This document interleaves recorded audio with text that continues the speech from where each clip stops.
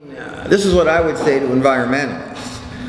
It's not going to be about Stephen Harper, and it's not going to be about Barack Obama.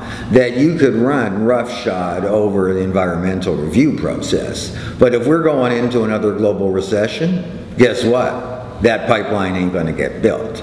Because in order for China to send a supertanker around halfway around the world across the Pacific, and in order for people in the tar sands to pump synthetic oil over 2 mountain ranges to get it to Kitimat, there's got to be a whole lot of global economic growth going behind that, okay? That doesn't happen at $40 to $50 a barrel oil prices, and it doesn't matter what Harper or Obama does.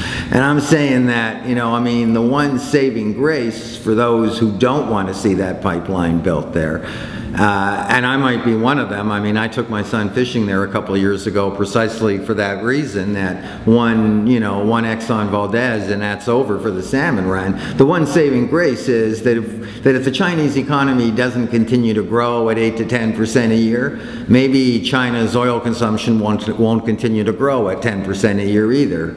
And maybe they won't be sending a supertanker over to Kitimat, in which case that pipeline's not going to get built. It is. It's the world's largest constructor now of nuclear power plants, and certainly of solar power generation. Unfortunately, 75% of China's total power consumption comes from hydrocarbons, most notably coal.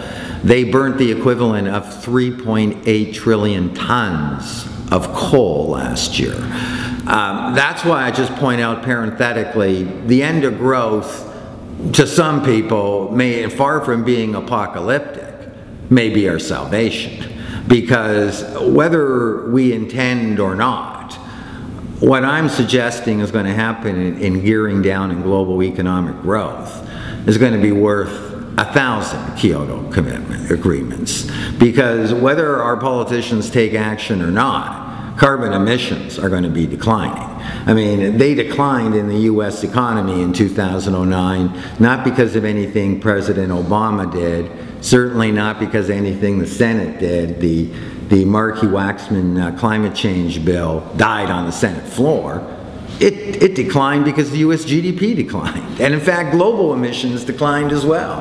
And when Russia deindustrialized with the breakup of the USSR, emissions in Russia declined 30%. And Moscow wasn't even targeting emissions at the time. So, you know, while it's true that the weaker the economy, environmental legislation gets pushed into the back seat, maybe all the way into the trunk.